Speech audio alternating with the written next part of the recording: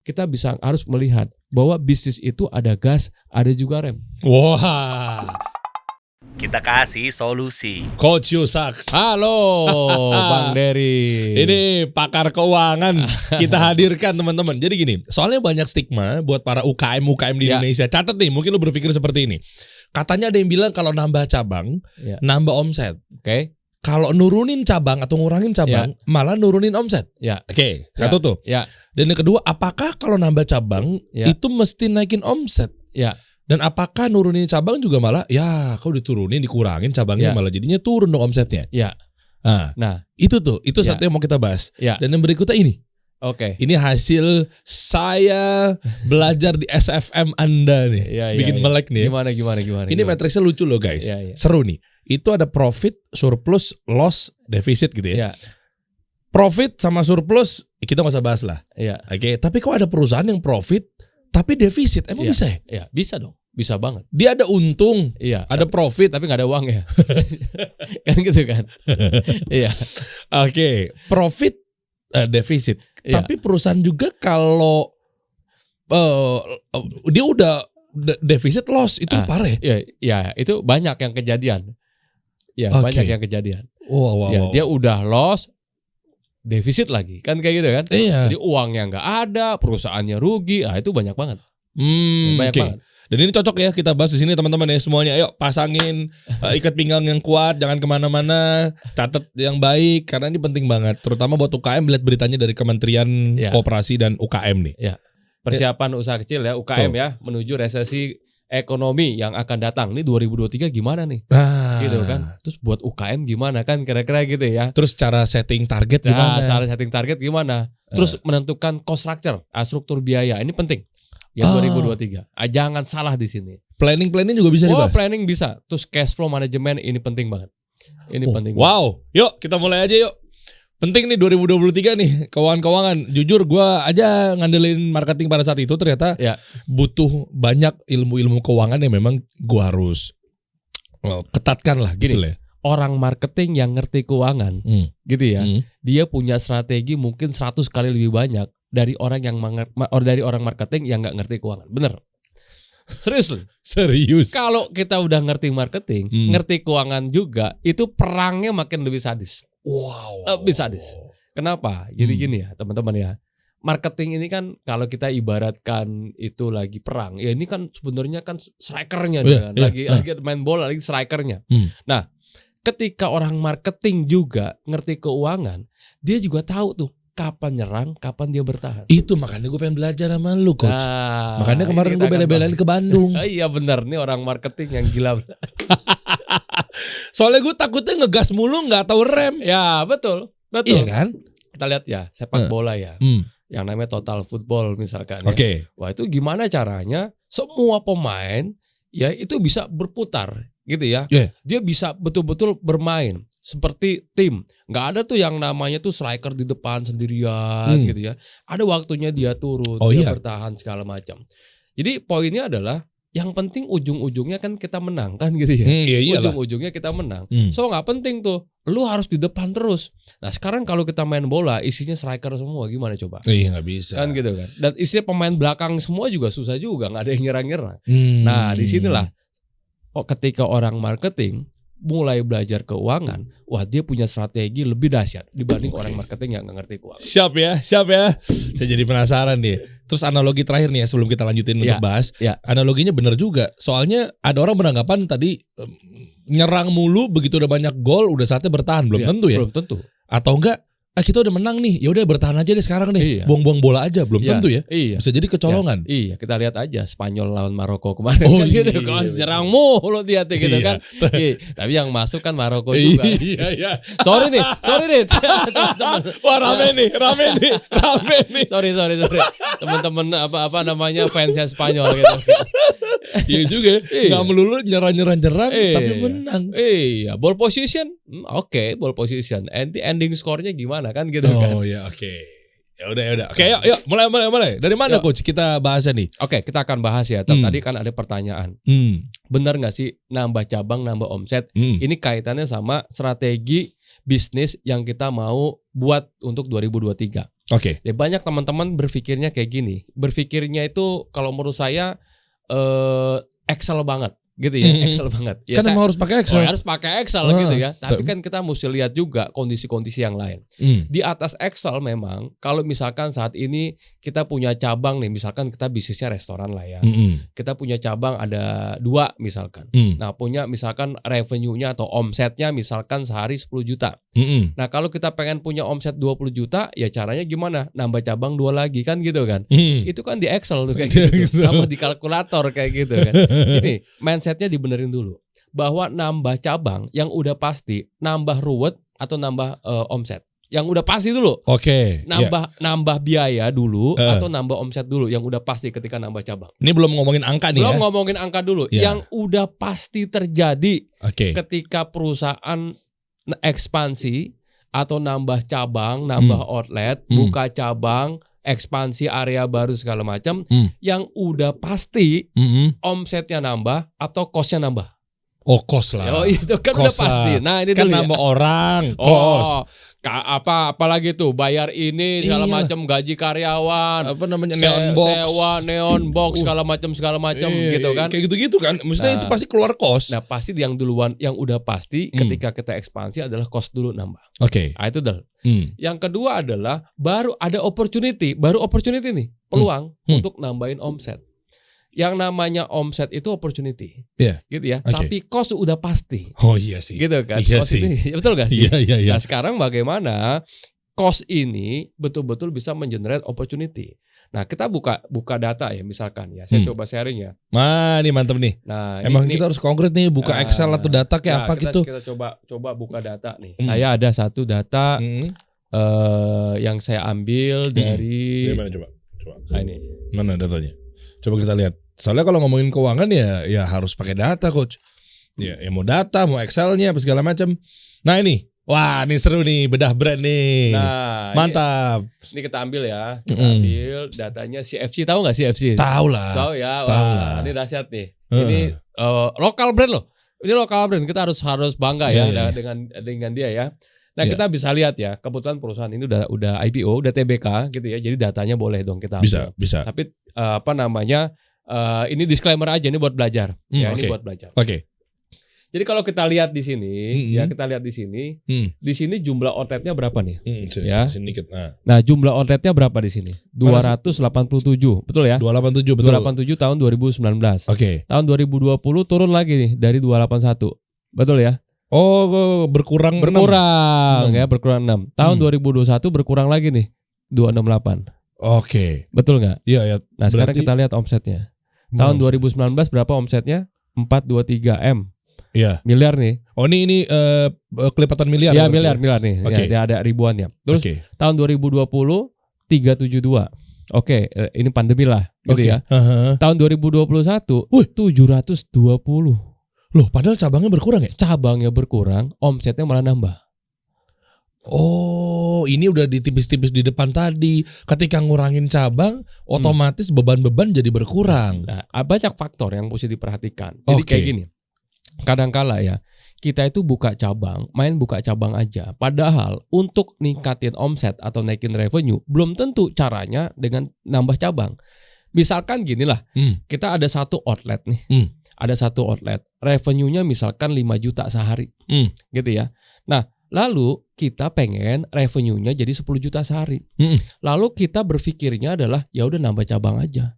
Padahal mungkin dengan kita mengutilisasi asetnya, kita bisa ningkatin revenue-nya atau penetrasi ya dari outlet yang udah ada.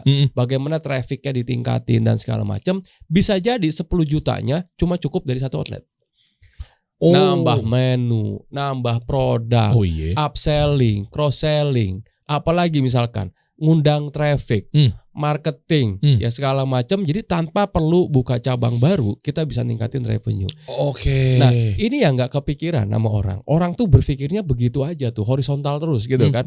Saya nggak mengatakan bahwa horizontal growth itu salah, bukan. Tapi intinya adalah kalau bisa satu cabang kita dapetin 10 juta, kenapa harus buka 2 cabang?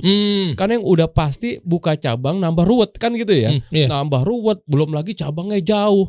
Gitu kan, kita harus monitor dan segala macam. Aduh, puyang-puyang. Belum lagi yang sistem kena kanibal coach, misalnya kayak lu nambah cabang malah ternyata cabang barunya ini atau cabang lama ini malah mengkanibal atau mengsubsidi ke cabang yang baru gara-gara mungkin yang baru ternyata ada inilah kasus inilah, jadi keuntungan yang ada di cabang yang lama pindah ke sini, oper terus berpikir tahu gitu kita satu cabang aja difokusin. Nah itu satu. Yang kedua, kalau misalkan di kanibal artinya gini, kita buka cabang yang pertama, lalu ada cabang yang kedua. Lalu cabang kedua ini ternyata mengkanibal market yang cabang yang pertama. Jadi menurunkan yang cabang yang pertama. Buat saya itu masalah, tapi nggak terlalu jelek.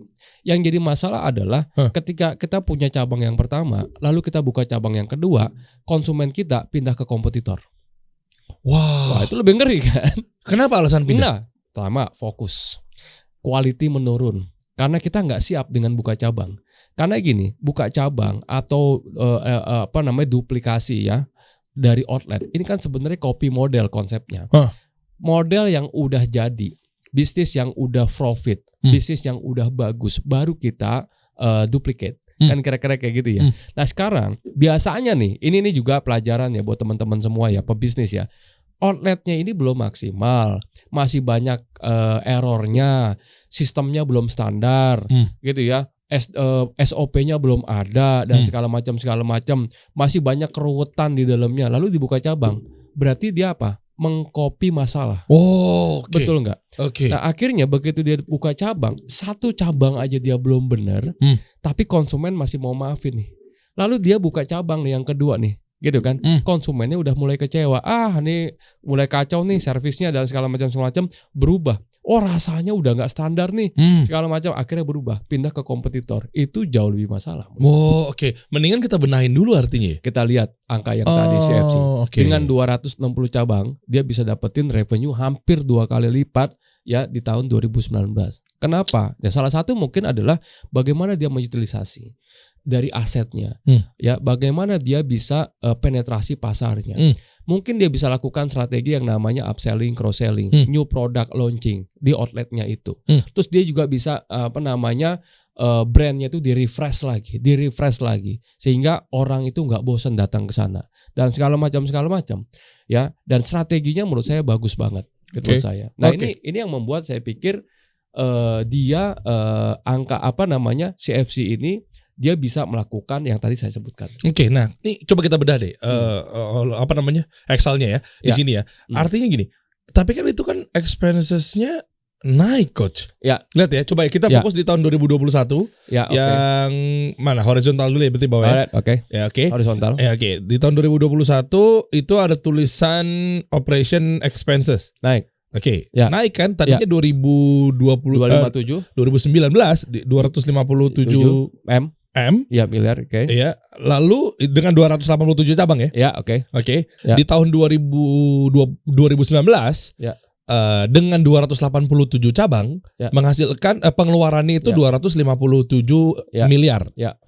Lalu di tahun 2021, 2 tahun setelah 2019, dengan cabang 268, which is itu turun berapa tuh? 287 ke 268 tuh berarti turun 19. Ya kan 19 cabang kan? 19 cabang dia tutup deh istilahnya. Betul. Tapi OPEX-nya malah 398 miliar, coach. Itu gimana caranya? Coba selain ngelihat OPEX, coba lihat net income ya. Net income. Tahun 2019 dia profit di 17 M. Tahun 2020 pandemik dia minus ya itu 49 gitu ya. Lalu 2021 net income-nya naik lagi ke 28 M. Lebih bagus dari tahun 2019. Nah, sekarang yang dilihat gini. Yang namanya cost udah pasti naik. Ya nanti kita akan bahas ya tentang cost, cost structure, costing strategi segala macam. Cost sudah pasti naik. Pertanyaannya adalah kenaikan cost yang wajar tuh berapa? Nah, yang kita mesti lihat jangan angkanya. Kalau ngelihat angkanya memang naik 257, 264, 398 naik tuh. Yang kita lihat coba persentasenya. Nah, kenaikannya tahun 2021 operating expense-nya itu 51%. Betul ya? 51% kenaikannya. Pertanyaannya 51% saya tanya nih sama Bang Dery nih. OPEX naik 51% bagus atau enggak? Biaya naik 51%. Bagus atau biaya naik 51%. Ya. Bagus atau bagus kayaknya deh. Bagus. Apa? Enggak lah gede loh itu. Iya. Gede loh 51% kan gede. Pengeluaran kan? Iya, pengeluaran. Pengeluaran jadi naik kan? Iya, naik. 51%. Tanpa melihat yang sisi lainnya dulu ya. Ya coba ya, naik.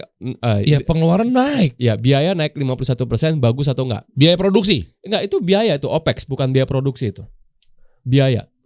Biaya OPEX, bayar gaji, bayar marketing segala macam tuh naik. Tapi dua sisi sih ya, bisa dibilang bagus tapi dengan optimalnya si timnya, orangnya bisa dibilang enggak bagus. Oke, ukurannya apa? Gila, orang marketing disuruh keuangan kan.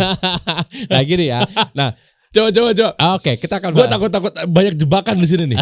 Ukurannya apa? Bisa aja nih naik bagus. Versi gue dulu ya. Iya betul. Bisa aja kalau naik 51% sekarang jadi gini, bagus. Biaya itu naik bagus jika kan gitu ya. Iya. Jika apa?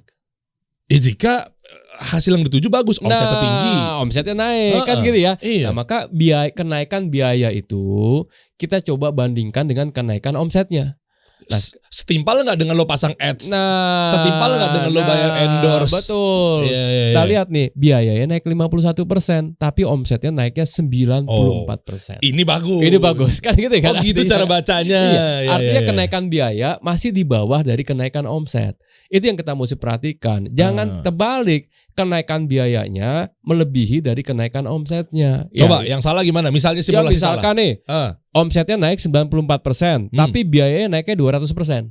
Oh boncos. Wah boncos dong kalau kayak gitu kan. Jadi itu akan menggerus margin. Nah jadi kalau kita lihat di sini, net income-nya malah tumbuh tuh. Ya dari 28 miliar tumbuh sebesar 158%. Sehingga kenaikan biaya 51% ya sangat bagus. Oh sangat bagus sih. Bener ya. Apalagi dia itu nggak lebih dari 60% ibaratnya ya. Iya.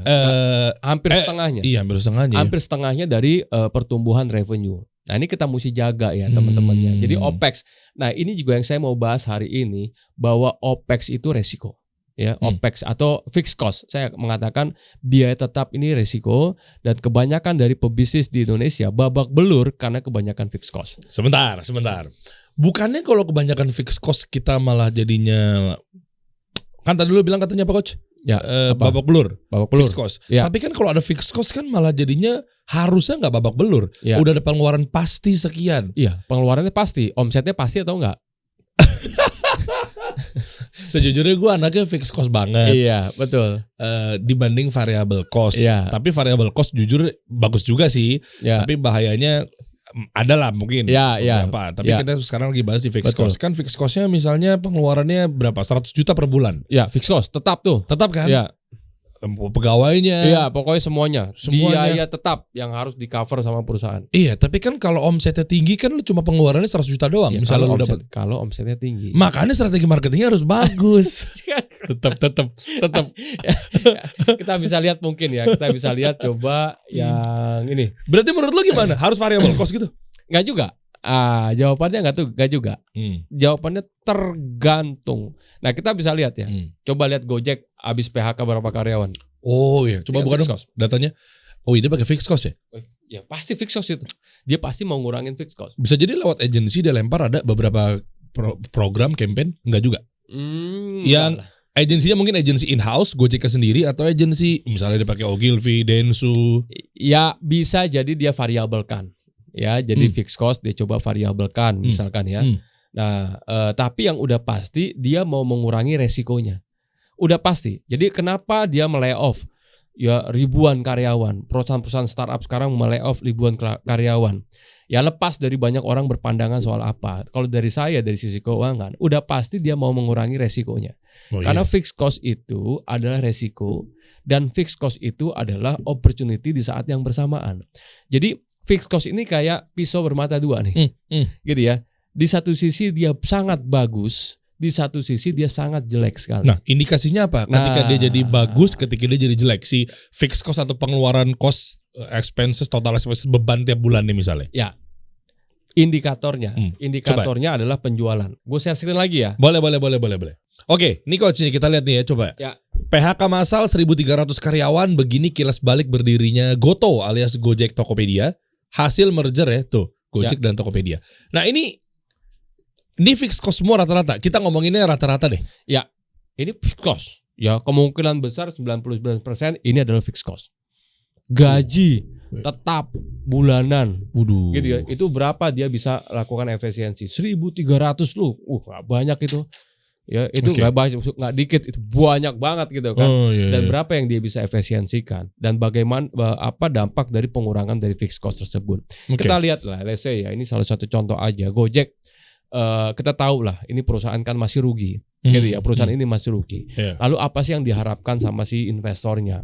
Karena dia udah jadi perusahaan publik, gitu ya. Tentunya dia juga harus membangun citra kan. Harus membangun citra. Dan salah satu sekarang yang lagi banyak diperbincangkan kan adalah tentang ini perusahaan rugi dan segala macam. Mungkin ya perusahaan ini ingin mencoba untuk meningkatkan performa keuangannya, gitu ya. Jadi performa bisnisnya mau diperbaiki dengan cara apa? Mungkin dengan cara mulai mendapatkan atau menuju ke arah profitability atau profitable company. Kan kira-kira kayak gitu ya. Nah, kalau kayak gitu yang namanya profit itu kan datangnya dari mana sih? Revenue dikurangin biaya. Nah, either dia bisa naikin revenue or dia bisa kurangi biaya. Nah, sekarang kan dia mau ngurangin biayanya nih, gitu ya, ngurangin fixed cost-nya. Nah, kenapa? Karena fixed cost itu adalah resiko. Kalau makin gede fixed cost-nya, tentunya perusahaan itu sulit untuk mencapai yang namanya profitability. Tapi ya fixed cost itu bagus jika gitu ya, jika penjualannya udah mencapai. Jadi kalau saya bilang, kalau di finance ya, di keuangan itu ada beberapa analisa kapan perusahaan itu harus lebih banyak menggunakan fixed cost, ya, kapan perusahaan itu harus lebih banyak menggunakan variable cost. Dilihat dari sisi resiko dan opportunity-nya. Nah, yang kita bisa lihat adalah dari penjualannya. Nah, analisanya apa aja? Kalau saya biasanya menggunakan analisa break even. Ya, break even. Itu break even itu adalah titik impas. Paling gampang gini lah. Di angka berapa sih revenue atau omset perusahaan untuk bisa mengcover, membiayai semua biaya sehingga hasilnya nol. Titik impas. Nah, ini kita harus analisa ya, berapa unit yang harus terjual. Gitu ya. Berapa omset minimal ya untuk bisa mengcover semua biaya sehingga omset dikurangi semua biaya baik fixed cost maupun variable cost itu sama dengan nol. Nah, di angka berapa?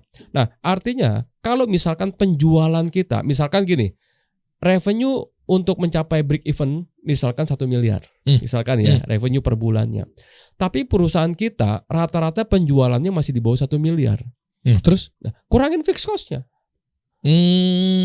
Kurangin fixed cost-nya. Kenapa? Terus dipecat gitu? Nah, pegawai? Nah, ini belum tentu caranya dengan mencat, gitu kan? Ya, kalau untuk perusahaan yang udah besar seperti Gojek ya mau nggak mau lah, gitu ya. Tapi kalau perusahaan kita masih berkembang, ya kita bisa rubah dulu. Misalkan nih, yang tadinya fixed cost rubah menjadi variable cost. Ya, jadi intinya misalkan gini lah, ada karyawan minta naik gaji, gitu kan? Pak, naik gaji dong, nih udah 1 tahun nih kerja di sini, naikin gaji dong. Tapi kita melihat nih kondisi keuangan perusahaan belum memungkinkan untuk kenaikan gaji. Tapi kita juga pengen untuk bisa mendeliver keinginannya karyawan kita untuk bisa menjaga productivity misalkan ya, semangat, motivasinya. Nah, mungkin kita bisa tambahkan, saya tambahkan kamu 10% misalkan, tapi variabel. Jadi variabelnya yang dinaikin, gitu ya. Dari mana? Dari profit? Nah, kalau misalkan dia mencapai target tertentu, misalkan bisa juga dari profit, bisa juga dari pertambahan revenue, misalkan. Kalau dia misalkan, gua akan naikin, gitu ya, pendapatannya, benefitnya, tapi ini bukan gaji tetap, ya, ini adalah variabel. Kalau lu bisa mencapai target tertentu, targetnya dinaikin dulu, kan gitu ya. Kayak insentif gitu ya? Ya, bentuknya insentif atau komisi. Itu jauh lebih banyak. Mana mau karyawan? Gini teman-teman, kalau ada karyawan yang bekerja di perusahaan kecil atau lagi mau berkembang dan dia maunya banyaknya fixed cost, orang itu nggak cocok buat Anda. Ya, kenapa? Karena orang itu akan jadi beban. Ya, sorry nih, gue di tempat yang lama digajinya 20 juta nih. Masa di tempat lu gue cuma dapat 10 juta? Itu orang itu nggak cocok. Ingat, Anda harus prioritaskan kapal Anda kondisinya gimana. Iya, benar. Ya, orang kapalnya masih kecil kok disuruh nanggung beban yang besar kayak gitu ya nggak bisa. Sebagus apapun orang itu nggak cocok buat Anda. Dan kita bisa pakai argumen gini nggak sih? Kayak ya kalau lu minta dimengerti, gue juga minta dimengerti. Ya nggak bisa. Lu juga nggak nggak apple to apple dong. Lu tadinya kerja di perusahaan startup yang ternama, tiba-tiba lu kerja di perusahaan gue yang sekarang kondisi kapalnya begini, merintis apa segala macam misal. Nggak bisa juga disamain dong? Ya nggak bisa, memang nggak bisa sama. Karena nggak semua orang kan ngerti itu. Kan. Oh iya. Gue pokoknya taunya kan tiap bulan gue dapat sekian, di tempat yang lama gue sekian, di tempat lu ya kita kan tahu kan, lu ya nggak apple to apple lah. Lu kemarin lu kerjanya kemarin di kapal gede, sekarang lu pindah ke kapal yang kecil, tentunya nggak bisa. Caranya adalah kalau memang orang itu kita perlukan, caranya adalah nggak apa-apa, lu bisa mendapatkan benefit bahkan jauh lebih besar pada saat lu bekerja di kapal yang besar itu. Caranya gimana? Variabelnya dibanyakin. Jadi misalkan nih, kalau dia dapat di sana misalkan gajinya 20 juta misalkan. Di kita take home pay-nya ya potensinya itu bisa sampai 30 juta. Nah, cuma fixed cost-nya mungkin cuma 10 juta, sisanya variabel. Main kayak gitu. Iya, kita rubah kayak gitu. Sisanya bonus lah. Ya, kalau mau mencapai komisi atau segala macam. Kenapa? Karena variable cost itu no risk. Nggak ada risikonya. Iya sih. Cuma bisa kapan variable cost itu salah? Kapan variable? Kapan variable cost itu salah? Analisa yang kedua. Kalau saya melakukan yang namanya analisa sensitivity. Apa itu analisa sensitivity? Saya coba men-set ya atau melakukan analisa ketika penjualan di angka berapa. Ya. Pertama tentunya break even point tadi ya kita analisa. Yang kedua kita akan adu sensitivity antara penjualan dengan margin yang didapatkan. Coba kita bedah kasusnya. Kita coba ya. Saya coba mainin Excel ya. Ya, boleh nih. Coba mainin Excel. Mantap nih. Soalnya ini harus teman-teman pahamin dulu ya. Kapan harus fixed cost, kapan harus variable cost, dan dua-duanya punya risiko ya, Coach? Ya, dua-duanya punya risiko. Karena terkait pengeluaran soalnya nih. Nah, sekarang kita coba analisa ya. Mana coba? Ini kita analisa. Gue paling demen nih kalau Coach Yusak buka-buka Excel gini nih guys, dan bikin melek jadinya kita gitu ya, iya juga ya gitu. Oke, ini simple ya. Ini ada perusahaan A dan ini ada perusahaan B. Ya, kita lihat aja ya. Perusahaan A ini penjualannya 10.000 piece, 10.000 unit lah, gitu ya. Perusahaan B sama-sama jualan 10.000. Di sini harga per unitnya 10, di sini juga sama. Jadi mereka perusahaan A dan B ini menjual produk yang sama. Dan jualannya sama gitu ya, mereka juga bersaing. Kita lihat ya, biaya variabelnya perusahaan A 4, B ini 6. Ya artinya B lebih banyak pakai variabel. Perusahaan A biaya tetapnya 40.000, B 20.000. Oh jelas. Karena tuh lebih kecil soalnya dia lebih banyak di variabelnya. Iya, jadi di company B kan. Ya, jadi kalau kita lihat cost structure-nya ya, A ini lebih banyak menggunakan biaya tetap. Sementara B lebih banyak menggunakan variabel. Kita buktiin dulu ya, Sekarang kita hitung nih caranya. Kita buktiin dulu revenue, kita hitung revenue-nya ya. Revenue itu kan rumusnya kan Q dikali P ya, atau quantity dikali price. Ini berarti volume dikali price. Lalu biaya variabel kan rumusnya adalah quantity sold ya, yang terjual dikali biaya variabel. Nah, kita hitung di sini ada contribution margin, berarti kan revenue dikurangin variabel lah, gitu ya. Nah, lalu biaya tetapnya tadi ada di sini 40.000, gitu ya. Lalu baru kita hitung nih di sini labanya nih. Ya, labanya kan ini dikurang ini. Mana laba dikurangi mana? Biaya tetap gimana? Contribution margin dikurangi biaya tetap. Ya, ini keuntungan kita lah ya, atau biaya keuntungan operasional perusahaan. Nah, ini kayak gini nih profilnya ya. Kita copy rumusnya, kita pindahin ke perusahaan B. Nah, kita bisa lihat profilnya ya. Revenue-nya perusahaan A 100.000, B juga 100.000. Biaya variabelnya A 40.000, B 60.000. Contribution margin-nya A 60.000, B 40.000. A lebih bagus nih dari sisi contribution margin. Biaya tetap, kita lagi ngomongin biaya tetap nih sekarang ya. Biaya tetapnya A 40.000, B 20.000. Ya, karena B lebih banyak pakai variabel dia. Marginnya atau profit yang didapatkan dua perusahaan ini A 20.000, B 20.000 sama. Sama ya? Iya, jadi kalau kita lihat di sini omset dan profitnya sama-sama baik A dan B. Yang membedakan di antara mereka adalah A lebih banyak menggunakan biaya tetap, B lebih banyak menggunakan biaya variabel. Nah, sekarang saya tanya, lebih bagus yang mana? A atau B? Gitu kan? Iya. Sama hasilnya. Sama. Jadi omsetnya itu sama. 100.000 sama 100.000 tuh revenue kan? Ternyata keuntungannya atau profitnya sama juga. Sama 20.000 sama 20.000 dan presentasi juga sama lagi. Iya, bagusan yang mana? A atau B? Bentar. Ini gue gak mau kejebak nih. Ya, jangan kejebak lagi. Biaya B lebih bagus. Iya. Ya, kenapa B lebih bagus? Bentar, itu ilangin hoveringnya, apa namanya? Kursornya coach. Okay. Bentar. 60.000 contribution margin biaya ya. B biaya tetapnya 20.000. Ya, jadi B lebih bagus. Ya udah, kita buktiin. Enggak, sebenarnya gue anaknya fixed cost banget, tapi kalau gue ngeliat ini variabel, menarik juga ya. Iya. Oke, sekarang kita lihat ya. Kita analisa tadi apa? Pertama adalah break even analysis ya. Oke. Kita hitung nih. A itu harus menjual 6.667 unit untuk bisa mengcover angka untuk bisa mengcover semua biaya. Kita buktiin ya. Iya. 6667. Tuh baru 0 tuh. Sementara B cukup menjual 5.000. Oke. Ya, maka B kalau jualan 5.000, dia bisa mengcover semua biaya. Jadi bagus atau B? B lah. Ya, B bagus ya di sini ya. Gue menang. Oke. Ini gak sia-sia guys, gue ikut SFM batch 17. Oke, itu baru satu analisa, Bos. Waduh. Belum selesai. Waduh. Nah, sekarang kita lihat ya. A ya. Nah, bagus kapan A itu bagus? Kita lihat ya. Di sini saya coba pakai sensitivity ya, rumus sensitivity. Di sini saya adu volume penjualan terhadap net atau profit perusahaan. Ini profit perusahaan nih sama-sama 20.000 kan? Oke. Nah, sekarang kalau kita lihat perusahaan A, kalau dia nggak jualan, 0 nih penjualannya 0, dia rugi 40.000 karena perusahaan ini harus mengcover fixed cost. Iyalah, 40.000. betul. Kan harus keluar 40.000-nya. B kalau nggak jualan, pandemi nih tutup semuanya, dia ruginya cuma 20.000. Keluaran biaya buat gaji misalnya. Ya fixed cost-nya. Di sini bagusan mana? Ya B lah. B bagus. B dong. Oke.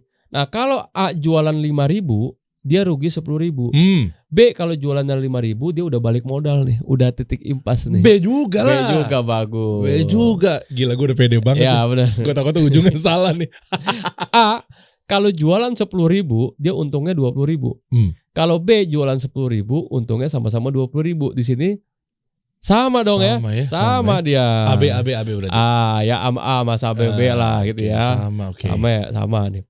Nah, kalau A jualan 15.000, untungnya 50.000. Kalau B jualan 15.000, untungnya cuma 40.000. Di sini apa? Aduh, kok A ya? A yang bagus. Iya. Ya.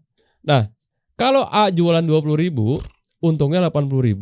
Kalau B jualan 20.000, untungnya 60.000. Bagus mana? Ya A sih. Karena kita coba ya lebih ekstrim ya. Kalau A jualan 100.000, B juga 100.000. Okay. Makin jauh tuh marginnya tuh. Coba. Tuh, di sini A 560.000 untungnya, di sini 380. Kok kita anggaplah ekstrim lah, 1 juta. Kok bisa begitu ya? Ya. 1 juta. Oke. Nah, tuh, di sini untungnya udah 5.900.000, di sini cuma 3.980.000. Nah, artinya apa? Oh iya. Fixed cost. Ini kan masalah fixed cost nih. A jualan berapapun fixed costnya 40.000. Gitu ya. B jualan berapapun oke fixed costnya 20.000. Tapi B ini terlalu banyak variabel. Ketika banyak yang terjual, maka besar juga variabel costnya kan gitu ya. Kok bisa ya? Oh iya dong, kayak gitu. Ketika kayak banyak penjualan, tapi kan lu harus ngeluarin variabel cost. Iya variabel cost. Variabel cost itu ya jadi gini. Makin gede penjualan, makin gede variabel cost-nya. Kenapa? Ya karena variabel cost itu adalah biaya yang ngikutin revenue-nya. Oh iya. Yang ngikut ya. Sama kayak, ini gue coba analogi lain ya. Sama kayak equity gak sih? Equity saham, contoh misalnya.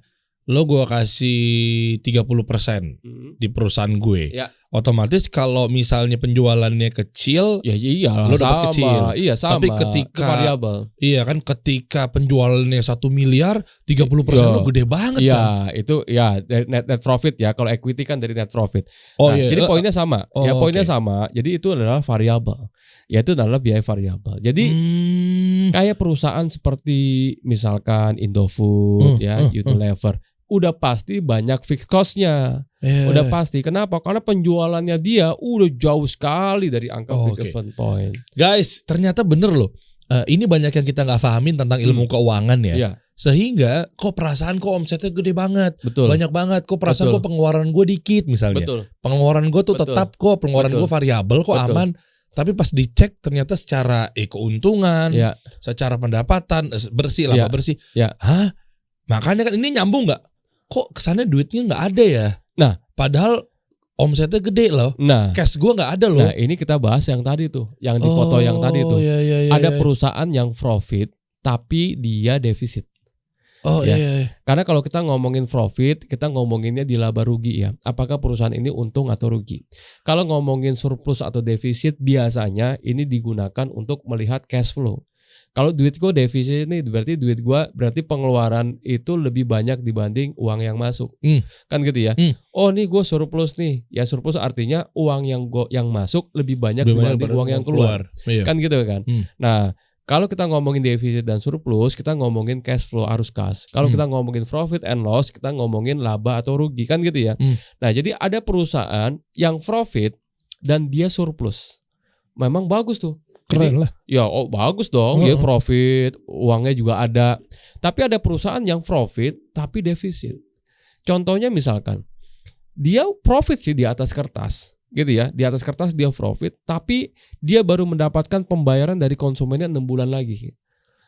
Jadi dia udah membukukan profitability ya, di bukunya itu udah profit, tapi uangnya ini belum diterima nih. Termin TOP. Iya, termin TOP gitu, panjang gitu kan. Sehingga perusahaan ini harus mendanai modal kerja dan biaya operasionalnya. Jadi cash flow-nya megap-megap nih dari sini. Terus gimana tagih piutang? Ya, ada banyak cara gitu ya. Yang pertama, kalau dia bisa negosiasi sama suppliernya untuk dibayar lebih lama dari konsumennya, ya itu bagus. Tapi kan mungkin susah juga ya kita negosiasi sama supplier. Nah, jadi intinya adalah yang pertama harus diperbaiki bagaimana biar perusahaan itu profit dan juga surplus. Kita harus perhatikan dari sisi cash flow-nya. Nanti kita ngomongin cash flow ya. Yang namanya itu perputaran modal kerja, working capital cycle. Muternya tuh gimana? Jadi intinya adalah kapan sih kita bayar ke supplier? Dan kapan sih konsumen membayar ke kita? Kita akan hitung selisih harinya ditambah dengan persediaan atau inventory yang kita simpan. Jadi kalau misalkan gini, konsumen bayar ke kita 30 hari. Jadi kita jualan nih, TOP 30 hari. Lalu perusahaan menyimpan inventory 30 hari. Jadi saya beli barang nih dari supplier ya 30 hari. 30 hari lagi saya akan beli lagi. Berarti inventory ini untuk 30 hari. Nah, lalu kapan sih saya membayar ke supplier? Misalkan 30 hari juga, gitu ya. Nah, berarti kan tadi tuh uang kita akan hitung gapnya ya. Tadi konsumen bayar 30 hari. Lalu kita nyimpan persediaan 30 hari. Ini kan udah pasti duit kita mati 60 hari kan? Oh iyalah. Mati kan? Nggak ada tuh di rekening tuh. Uang kita jadinya jadi persediaan sama jadi piutang. Kosong. Nah, lalu kita bayar ke supplier 30 hari. Nah, berarti 60 hari dikurangin 30 hari. Berarti hasilnya 30. Nah, kalau hasilnya 30, maka perusahaan harus mendanai modal kerja selama 30 hari pakai duit sendiri. Jadi di rekeningnya itu harus ada duit tuh. Untuk mendanai modal kerja 30 hari. Yang jadi problem adalah baik yang tanya saya gini, Mas Yusak, berapa sih uang yang harus standby di dalam rekening perusahaan? Ini penting nih. Itu harus dihitung dong. Namanya perputaran modal kerjanya.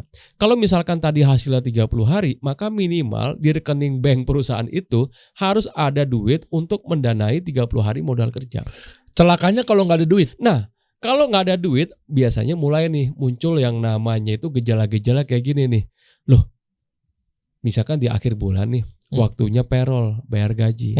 Di saat yang bersamaan ada pembayaran ke supplier jatuh tempo. Gitu ya. Lalu kita mikir gini nih. Kalau gue bayar supplier, anak-anak nggak gajian kan gitu ya. Ini dilema. Dilema kan. Owner begini nih. Kalau gue gaji, supplier ngambek-ngambek. Nah, gimana nih? Nah, lalu kejadian ini, kejadian pertama mereka bisa lewatin. Lalu kejadian lagi tuh bulan depan tuh. Dan kejadian ini adalah kejadian rutin jadinya. Jadi sampai si ownernya, ada apa ya sama bisnis gua ya? Gitu kan. kok kayak gini mulu tiap bulan nasib gue kan gitu ya. Pusing mulu gitu. Nah, analisa dulu kenapa itu terjadi. Nah, biasanya terjadi karena apa? Karena perputaran modal kerja. So bagaimana cara memperbaikinya kan gitu ya. Nah, kalau karyawan kan udah fixed cost, kita nggak bisa dong memperbaiki itu kan. Nggak mungkin lah. Teman-teman karyawan, yuk kita gajiannya bulan depan aja. Wah, itu bubar semua tuh kalau kayak gitu. Kecuali dimput memang dia baik sih. Ya. Pak, gajian saya mungkin tahun depan nggak apa-apa. Ya, aduh, enak banget. Langsung nunduk dia. Oke. Nah, kita negosiasi. Tadi kan hasilnya 30. Nah, coba kita negosiasi ke customer kita. Bisa nggak bayar lebih cepat? Kan gitu ya. Dari 30 hari mungkin jadi 14 hari lah gitu.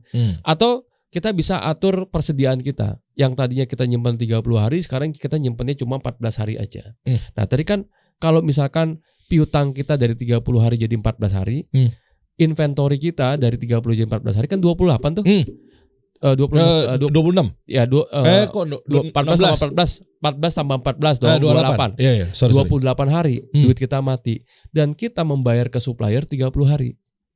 Berarti hasilnya minus 2 kan? Iya, 2. Minus 2 dong. Jadi 28 dikurangin 30. Iya, minus 2. Ya, minus 2. Artinya apa? Kalau hasilnya minus 2 itu modal kerja kita, persediaan kita, piutang kita itu dibayarin sama si supplier. Sama supplier. Kayak Nike dong. Ya kayak Nike itu kan dia fokus di marketing, sementara manufacturingnya dia lepas, dia outsource dan segala macam dengan termin payment yang panjang. Nah, jadi kalau udah kayak kondisi kayak gini, enaknya adalah kalau perusahaan udah kondisi kayak gini, perusahaan tinggal fokus penetrasi pasar, tinggal fokus marketing. Makanya gini ya, kebanyakan perusahaan yang fokus marketing abis itu kolaps. Ya gini ya, logikanya gini. Salah satu fungsi ya ini saya nggak mau debat dengan orang marketing ya. Salah satu fungsi marketing apa sih? Wah, gitu kan. Fungsinya apa? Ya paling gampang gini.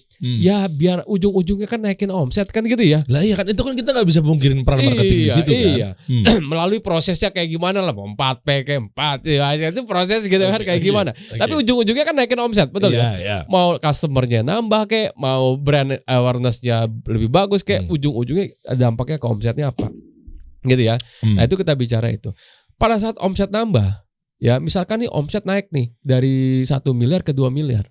Pertanyaannya adalah, emang modal kerja lu gak nambah? Oh nambah dong, nambah gitu ya kan. Jadi kita udah keluarin duit untuk marketing nih. Terus permintaan banyak nih, tapi barangnya gak ada. Oh selesai. Gitu kan. Kenapa? Kok barangnya gak ada sih? Kosong bos, kosong. Lu sih jualan mulu gitu kan, kayak gitu kan. Lu sih jualan mulu, udah tahu nggak ada barang ya lu jualan mulu gitu kan.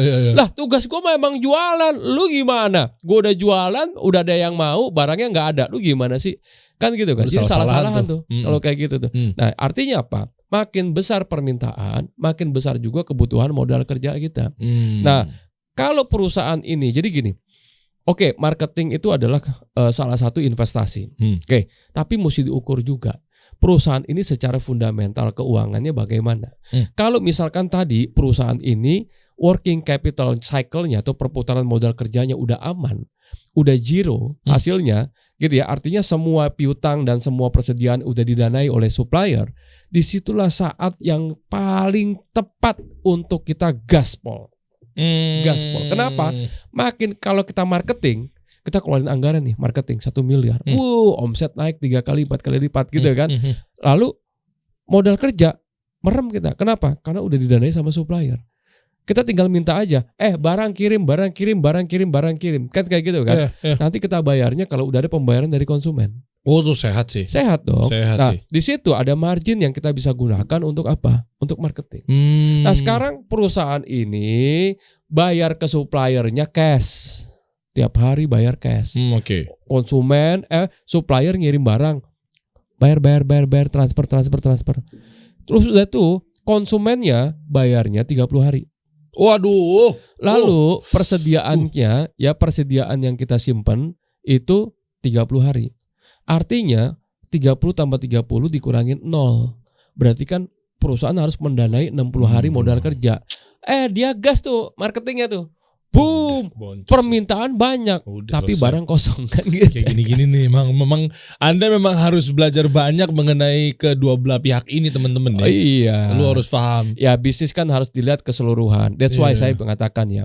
Kenapa ada satu riset ya saya pernah baca satu artikel bahwa mostly di perusahaan-perusahaan di Fortune 500 itu banyak banget CEO-nya itu background-nya dari finance. Okay. Kenapa? Ya kenapa? Bahkan Jeff Bezos itu juga orang finance. Terus juga CEO-nya LinkedIn, ya former CEO-nya Nike juga itu orang-orang finance semua. Tapi nggak semua kali ya? Nggak semua. Tapi lebih banyak. Jadi lebih banyak orang finance dibanding orang marketing, orang engineer atau segala macam. Itu lebih banyak orang finance. Why? Karena orang finance biasanya dia bisa melihat bisnis secara holistik. Oke. Secara 360 degree ya, 360 degree. Jadi bisa ngelihat dari semua sudut. Kalau gue begini dampaknya apa? Dampaknya apa? Nah, ini yang saya bilang tadi, saatnya orang marketing juga harus belajar finance. Biar sudut pandangnya itu jauh lebih luas terhadap bisnis. Nah, kebanyakan kan orang marketing dia tuh hajar terus kan, hajar beli aja, gas aja terus. Peduli amat mau di belakang, kanan, kiri segala macam. Begitu dia digas, terus makin digas, makin hancur perusahaannya. Iya sih. Kan kayak gitu kan? Iya. Makin hancur. Kenapa? Tidak bisa mendeliver value ke customernya. Akhirnya makin dia promosi, makin kencang terdengar gitu ya, makin yang dikomunikasikan adalah keburukan perusahaan. Karena perusahaannya nggak bagus, nggak siap, kualitinya turun, gitu ya, barangnya kosong terus. Kenapa? Nggak diatur tuh yang namanya modal kerjanya, gitu ya, nggak diatur lagi masalah SDM-nya. Nah itulah kita harus melihat bahwa bisnis itu ada gas, ada juga rem. Wah. Karena ujung-ujungnya memang betul-betul akan ngaruh ke cash flow ya. Wah pasti banget. Okay. Kalau udah masalah cash flow, gitu ya, ini masalah penyakit level 2 kalau menurut saya. Jadi sebenarnya cash flow ini adalah dampak dari keputusan-keputusan yang diambil sama si owner atau para CEO yang dampaknya ke cash flow. Dan ini udah mulai parah nih penyakitnya. Kalau udah mulai masuk ke ranah cash flow. Jadi cash flow itu nggak salah apa-apa. Cash flow itu kayak tempat penampungan masalah. Jadi kayak apa ya? Tempat ujungnya masalah itu ujung-ujungnya akan lari ke cash flow. Perusahaan bangkrut itu bukan karena dia rugi, tapi karena udah mulai masalah sama cash flow-nya. Karena nggak ada cash di tangan. Udah nggak ada duit, gitu ya. Gojek rugi tapi masih punya cash. Dan dia masih aman-aman aja gitu ya. Tapi perusahaan-perusahaan kalau udah kena cash flow-nya, nah ini biasanya mulai masalah. Makanya saya bilang cash flow itu adalah penyakit komplikasi. Ya harus dibenahin sebenarnya. Terus dibenahin. Oke, cash is king gitu ya. Ya, cash is king. Terus gimana cash flow yang harus dihindari, strategi-strateginya? Nah, misalnya ketika kan biasanya kan kalau ngomongin cash flow itu kalau versi gue nih coach, itu kan nggak lepas dari mungkin dia utang. Ya kan, mungkin dia jual aset, betul, ya, dan lain sebagainya. Nah, mungkin lu punya materi nggak? Ada. Ketika yang waktu di SFM tuh. Ada. Coba tampilin. Soalnya kan cash flow tuh begitu ya. Maksudnya ini tricky banget. Ketika kita bermasalah nggak punya cash ya, gue jual aset aja misalnya. Atau gue nyari investor aja. Ya kayak gitu-gitu kan? Ya coba kita tampilin ya. Utang aja nih. Nah kayak gitu-gitu harus teman-teman paham nih. Coba. Nah tuh kan. Ini kan kendalanya kan. Pokoknya kan kalau udah ngomongin cash flow, lo harus naikin omset, lo harus jual aset, atau dapat investor. Nah gitu-gitu kan ini sangat berpengaruh. Karena yang penting gimana caranya cash di tangan. Ya betul. Nah coba mungkin lo bisa mainkan. Aduh ini deg-degan juga nih materi ini. Kita tebak-tebakan ya. Jadi gini teman-teman ya, kita ngomongin cash flow. Cash flow figure ya, atau figur dari arus kas perusahaan itu beda-beda. Biasanya tergantung dari industrinya apa. Ya pertama industri lu apa. Kalau dia industrinya misalkan retail, trading, manufacturing gitu ya, atau industrinya misalkan perkebunan, perbankan, segala macam. Itu profil atau figur dari cash flow-nya beda. Ya itu mesti kita lihat dulu. Yang kedua adalah level dari bisnis. Bisnis yang masih kecil sama bisnis yang udah besar, profil cash flow-nya juga beda. Gitu ya. Jadi kita mesti lihat nih, kalau misalkan perusahaan Anda masih baru kemarin dimulai, lalu Anda bilang, "Ya, cash flow dari operasional gue negatif. Ya emang harus negatif karena lu baru buka kemarin kan gitu ya. Belum belum ngapa-ngapain. Tapi kalau perusahaannya udah besar gitu ya, terus dia cash flow dari operasionalnya negatif, ya apa ada yang salah dong kalau kayak gitu. Jadi kita mesti lihat dulu. Nah, cash flow itu kan ada 3 pintu ya. Ngomongin cash flow arus kas. Berarti kan uang yang ngalir kan gitu ya. Uang yang ngalir. Nah, uang yang ngalir itu kan sama kayak air ya. Ada yang aliran masuk dan ada aliran keluarnya kan gitu ya. Betul. Jadi ada yang masuk, ada yang keluar, muter aja dari itu. Nah, aliran masuk dan aliran keluarnya kalau kita ngomongin uang di perusahaan tuh ada 3 pintu, ada 3 pipa nih. Kayak kloset lah ya. Iya, kayak kloset. Analoginya agak jorok ya. Jadi ada yang masuk tapi kan ada yang keluar. Lu buang juga airnya. Sama lah, kita makan kita buang juga, ada yang makan gitu. Ada in, ada out, ada in, ada out kan gitu ya. Nah, pipanya itu, arus kas itu ada 3 di bisnis. Ada pipa dari operasional. Nah, berarti apa? Kita harus melihat pipa masuk, pipa uang masuk dari operasional. Berarti uang masuknya itu misalkan dari penjualan, ya omset, ya dari konsumen atau dari keuntungan gitu ya.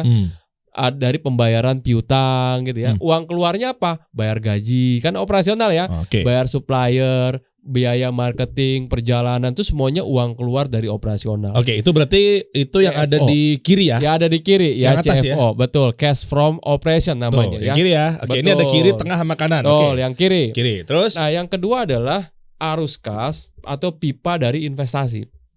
Investasi itu apa sih? Kan kalau kita bisnis kan misalkan nih kayak gini nih, kasih solusi kan mesti beli aset nih, beli bikin ruang studio ya kan, beli TV, itu disebut dengan investasi kan. Jadi dia membeli aset yang barang ini nggak habis pakai. Meskipun itu aset bisa mengalami penurunan. Bisa penurunan, depresiasi. Kita nggak bicara penurunan dulu ya. Jadi kalau misalkan perusahaan beli aset, baik itu bikin pabrik kah, beli mobil kah, beli mesin kah, apapun itu, berarti kan ada uang yang keluar. Gitu ya, karena dia belanja kan. Kalau kita belanja kan uang keluar kan. Mana ada kita belanja baju, dapat bajunya tambah dikasih duit kan, nggak mungkin gitu. Berarti ada uang yang keluar. Nah, sebaliknya uang masuknya apa? Kalau kita jual aset. Kalau kita jual aset nih, misalkan nih kasih solusi pengen ruangan studionya jadi lebih gede, lalu aset-aset yang lamanya mau dijual kan gitu ya. TV, lampu, kamera, ini aset semua kan? Aset semua. Aset semua mau dijual. Kan berarti karena kita jual aset ada uang masuk. Ada uang masuk. Nah, itu yang disebut dengan cash from investing atau yang di tengah tuh. Ya CFI ya, gitu ya, investasi. Nah, yang ketiga adalah cash flow from financing atau cash flow dari pendanaan. Contohnya apa? Kita operatingnya masih negatif nih, tapi kita pinjam uang. Nah, kalau kita pinjam uang kan ada uang masuk. Ya iya loh. Betul kan? Terus kalau kita cari investor, masuk juga, gitu kan, ada uang masuk. Nah, kalau kita dapat pinjaman, dapat dari investor, itu disebut dengan cash in from financing. Jadi kita dapat duit masuk nih dari pendanaan. Nah, kalau cash outnya apa? Kalau arus kas keluarnya, kita bayar dividen. Rapat umum pemegang saham. Ya, dibagikan dividen sekian persen, misalkan gitu ya. Nah, itu dibagiin. Terus yang kedua bayar pokok hutang. Ya, hutang kan mau dibayar. Kemarin gue ngutang nih, sekarang gue mau bayar. Kan keluar uangnya kan. Nah, itu namanya cash out from financing. Nah, sekarang pertanyaannya kan gini. Apa nih? Kenapa tadi ada perusahaan kayak Gojek dia rugi tapi masih sehat? Kenapa? Karena cash from operatingnya memang negatif, tapi cash from financingnya masih positif kan gitu ya. Karena disuntik investor. Ya, disuntik investor, dia baru juga go public dan segala macam, ada dana yang dia bisa tarik gitu ya dari pendanaan gitu ya untuk bisa menjalankan bisnisnya. Gitu. Nah, jadi kita bisa lihat nih. Nah, sekarang kita mesti lihat nih. Ada 4 kondisi nih, Bang Dery. Aduh. Nih, tebak-tebakan mulu. Nah, sekarang gua kasih tebak-tebakan. Ya, tentang cash flow. Ini ada 4 kondisi tentang arus kas. Ya, kondisi yang pertama adalah cash from operatingnya negatif, cash from investmentnya positif, cash from financingnya juga positif. Lalu yang kedua adalah cash from operatingnya negatif. Ini cash from operatingnya negatif semua ya. Pokoknya saya buat negatif ekstrim lah kayak 1, gitu ya. 1, 2, 3, 4 tuh artinya kalau negatif yang sebelah kiri ya. Itu berarti dia nggak ada pemasukan. Rugi lah kayak perusahaannya rugi. Ya nggak ada omset dong. Ya omsetnya ada tapi biayanya lebih besar dari omset ya kan gitu ya. Misalnya tadi omsetnya 50 juta tapi biaya lu 100 juta. Ya gitu. Jadi dia rugi lah. Perusahaannya rugi. Yang kiri tuh. Yang kiri ya. Jadi cash from operatingnya dia negatif. Lalu yang nomor 2 cash from operatingnya negatif, cash from investmentnya juga negatif.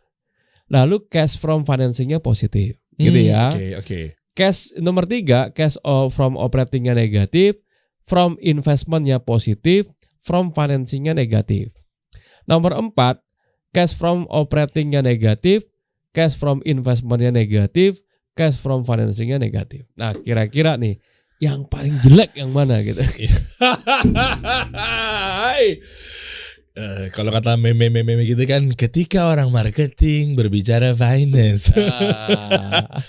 Jadi sebentar, ini jadi buat orang-orang marketing juga jangan melulu debat sama orang finance. Iya, jangan. Lu juga harus tahu dulu nih. Iya, jangan-jangan yang lu debatin ternyata malah kesalahan jatuh pada marketingnya. Iya betul. Banyak kan gitu. Dia ngebelain diri sendiri, curang. Oke, yang mana nih? Yang paling parah sih ya minus semua tuh nomor 4. Ya minus semua, gak ada duit masuk gitu ya. Iya, lu bayangin, nggak ada duit masuk, rugi. Tapi beli aset. Udah rugi beli aset, owner macam apa Anda? Iya. Udah tuh bayar utang lagi. Keren kan tuh? Kelakuan Anda minus, bukan cuma omset Anda yang minus. Kelakuannya Anda ditambahin lagi di sini. Kelakuan tambahin. Kelakuan lu minus berarti. Bukan lagi masalah minus-minus yang lainnya. Udah bener. Owner kayak gitu kelakuannya minus. Betul tuh. Jadi ini gimana caranya nih? Semuanya negatif. Berarti kan uang keluar semua ya. Gak ada uang masuk. Coba. Nomor 1 gimana nomor 1? Nah, kita bahas ya. Tadi Bang Dery ini jawab nomor 4 nih teman-teman nih ya. Kita akan lihat. Nomor 1, cash from operatingnya negatif. Berarti dia rugi. Ya, anggap dia rugi ya. Lalu cash from investmentnya positif, berarti dia jual aset. Sekarang logikanya perusahaan rugi lalu jual aset. Dia dapat uang lah. Iya dapat duit. Kira-kira kondisi perusahaan lagi kayak gimana tuh? Ada perusahaan rugi, lalu perusahaan itu jual aset. Iya rugi jual aset kan? Iya betul. Berarti perusahaan itu lagi apa tuh? Lagi nggak sehat kan? Lagi nggak sehat. Jadi yang ketiga cash from financingnya positif, tapi dia masih dapetin pendanaan. Entah itu bentuknya utang atau itu bentuknya misalkan equity atau apapun itu ya. Pokoknya ada dana masuk dari pendanaan tuh. Tapi kan jadi utang juga. Iya jadi utang juga, tapi ada duit masuk. Sekarang gini ya logikanya ya. Ada perusahaan rugi, lalu dia beli aset, dia jual aset. Tapi masih ada orang yang percaya kan gitu ya kira-kira ya. Masih ada orang yang percaya nggak mau ngasih duitnya gitu ya untuk pendanaan ini gitu. Karena terbukti dia punya aset, berarti dia punya uang nih. Ya, jadi masih bisa digenjot. Ya kemungkinan nomor 1 ini perusahaan lagi nggak sehat. Ya, tapi bukan perusahaan yang terlalu banyak masalah, nggak juga. Karena masih ada orang yang percaya tuh di cash flow from financingnya masih positif. Berarti dia masih terima duit. Entah itu bentuknya utang, pokoknya dari orang lain lah ya. Dari duit orang lain atau dari shareholdersnya. Nah, ini unhealthy company. Ya, nomor 1 tuh unhealthy company. Nah, nomor 2 itu dia operatingnya negatif, rugi juga. Cash from investmentnya negatif juga. Jadi perusahaannya masih rugi, tapi beli aset. Perusahaan apa yang masih rugi tapi masih beli aset? Dan cash from financingnya positif nomor 2. Berarti masih duitnya ini datangnya dari pendanaan. Ya, kemungkinan besar nomor 2 ini startup. Startup masih rugi, tapi dia masih beli aset. Ya, nah dari mana caranya perusahaan ini mendanai beli aset dan mendanai operasionalnya? Dari pendanaan. Dari venture capital, investornya atau segala macam. Ini kemungkinan figurnya adalah figur dari startup company. Kalau yang pertama tadi figurnya apa? Unhealthy company. Perusahaan gak sehat. Nah nomor 3 ya, ini negatif ya, operatingnya negatif. Jadi dia udah rugi nih. Lalu perusahaan ini jual aset. Jual aset ya. Berarti kan ada duit masuk tuh. Dia jual aset. Nah, lalu dari financingnya dia negatif, berarti dia bayar hutang. Sekarang gambarnya gini, ada perusahaan rugi, lalu dia jual aset, lalu dia bayar hutang. Akhirnya perusahaan apa nih? Tapi kok ini sehat ya? Ya, perusahaan ini rugi. Rugi nih. Ada perusahaan rugi, untuk itu dia jual aset. Iya. Setelah itu dia bayar hutang. Bayar hutang. Berarti kan logikanya kan dia udah nggak punya hutang. Ya, utangnya dibayar dari penjualan asetnya. Perusahaan sehat dong. Ya. Iya kan? Dia dapat duit. Habis itu kan utang kan harus dibayar nih. Ya. Sementara dia jual aset. Ya.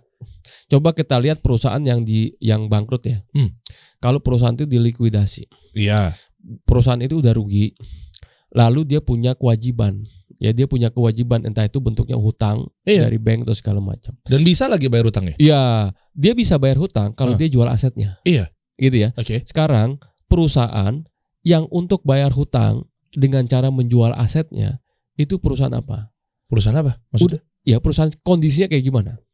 Perusahaan untung lah. Nah, mana ada untungnya orang perusahaan itu rugi kok. Mana ada untungnya? Sekarang gini, kita prosesnya. Iya juga ya. Ada berita perusahaan A dipilotkan, gitu kan, digugat pilot oleh ini. Pernah dengar nggak berita? Pernah lah. Itu gimana? Ujung-ujungnya kalau dipilotkan, kan itu nanti asetnya itu kan harus dilikuidasi, kan? Harus dijual. Yang nanti hasil penjualannya itu digunakan untuk bayar hutang. Nah, kalau kita lihat sama nggak figurnya sama nomor 3 tuh? Ya, perusahaannya rugi, jual aset, lalu bayar hutang. Nah, itu kan perusahaan udah mau bangkrut berarti. Perusahaan udah mau bangkrut, iya betul. Jadi nomor 3 ini perusahaan udah mau bangkrut kemungkinan gitu. Dia punya aset untuk bayar hutang, kan gitu ya. Iya, tapi setidaknya dia nggak punya hutang kan? Oh iya, akhirnya utangnya selesai dari hasil penjualan aset. Setelah asetnya dijual habis nih. Iya bangkrut kan perusahaannya? Iya udah bangkrut, udah selesai habis itu. Oke. Ya udah beres gitu kan, game over gitu kan. Ya, dia game over dia kalau kayak gitu. Karena semua asetnya dijual untuk membayar semua kewajiban-kewajibannya, gitu kan. Gaji karyawannya dibayar, terus utang ke banknya dibayar. Tapi impas, dia game overnya dengan impas. Ya kalau nilai asetnya, debt to asetnya kadang-kala kan gini ya. Setimpal gitu maksudnya. Nah, itulah kadang-kala ya kalau kita lihat neraca ya perusahaan orang ya, ada kadang-kala utangnya itu kewajibannya itu lebih besar dibanding asetnya. Nah, jadi pas saat asetnya itu dilikuidasi gitu ya. Nah, ya ini udah nggak sehat ya perusahaan ini ya. Jadi perusahaan ini udah nggak sehat dan dia udah nomor 3 ini. Ini perusahaan udah mau bangkrut nomor 3 itu. Oke. Nah, nomor 4 operatingnya negatif, investingnya negatif dan financingnya negatif. Berarti perusahaan ini kondisinya adalah perusahaan ini rugi tapi masih beli aset gitu ya. Dan bisa juga bayar hutang. Gitu ya. Ya bener kan 4 pilihan gue. Iya. Iya, berarti dia punya aset. Iya, berarti dia ada duit yang entah dari mana itu. Jadi kemungkinan besar nomor 4 ini dia beginning cash-nya atau beginning balance-nya dia, saldo awalnya itu gede. Iya, betul. Perusahaan sehat. Iya. Loh, sehat kan? Bu, iya betul. Nomor 4 tuh sehat. Karena dia punya duit banyak.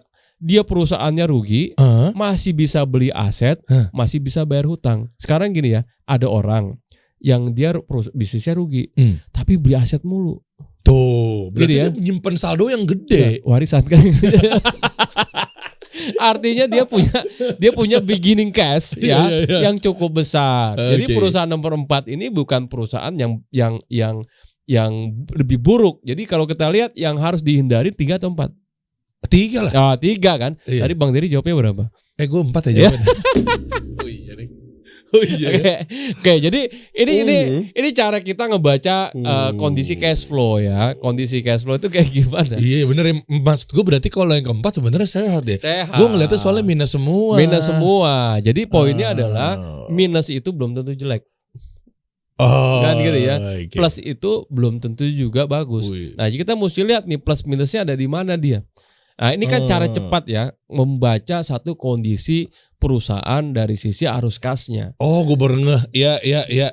Gitu tau? Iya, betul. Don't judge book by its cover. Nah, jadi lu ngeliatin minus berarti lu udah parah banget di perusahaan. Tapi betul. Sementara begitu dicek nomor 4 tuh sebenarnya sehat ya. Nomor 4 sehat lah. Nomor 4 sehat, duitnya banyak lah. Karena dia bisa mendanai semua tiga aktivitas. Jadi kalau kesimpulannya nomor 1 itu perusahaan yang nggak sehat. Nomor 2 itu perusahaan yang startup. Iya. Nomor 3 udah mau bangkrut. Udah mau bangkrut. Nomor 4 ternyata duitnya ada. Duitnya banyak. Dia punya beginning cash ya yang cukup besar. Guys, Anda ada di posisi mana tadi jawabannya? Jangan curang. Betul. Jangan curang. Jujur aja kalau memang Anda nggak punya pengetahuan seputar ilmu keuangan yang lebih mendasar yang sekiranya tidak ada helikopter view atau sudut pandangnya ternyata lu nggak bisa ngeliat dari kejauhan. Betul. Kayak gue gini kan mungkin kan emang harus butuh pendalaman ilmu keuangan kan. Betul. Nah mendingan lu coba belajar langsung deh sama Coach Yusak deh. Nah, kayak gini-gini tuh bahaya soalnya ya. Betul. Aduh, ini kenapa saya itu secara rutin mengedukasi tentang keuangan. Karena ini banyak banget teman-teman yang hancur bisnisnya bukan karena marketingnya jelek, bukan karena produknya jelek ya. Semuanya jago deh udah ngomongin marketing, branding. Wow, banyak banget deh tuh gitu ya, pakar-pakar gitu ya yang ngomongin dia, wah itu bagus-bagus lah. Tapi ketika mereka udah jalanin bangkrut bisnisnya. Ada yang kelilit utang. Ada yang akhirnya nggak mampu bayar supplier. Ada yang cash flow-nya megap-megap. Padahal produknya bagus. Gitu ya. Nah, ini kenapa? Karena mereka nggak memanage keuangannya dengan baik. Jadi produk bagus aja nggak cukup di bisnis. Kita harus bisa mengatur sustainability gitu ya dari perusahaan, bangun fundamentalnya. Nah itulah kenapa saya mau mengedukasi banyak pebisnis Indonesia kuat keuangan. Nah kalau kita ngerti keuangan, apapun backgroundnya. Ini kan Bang Dery ini CEO yang lebih banyak backgroundnya dari dunia marketing. Ada juga CEO yang backgroundnya dari operation. Ada CEO yang backgroundnya dari orang-orang sales. Ada CEO yang dari orang-orang HR. Oke, nggak apa-apa, apapun background Anda.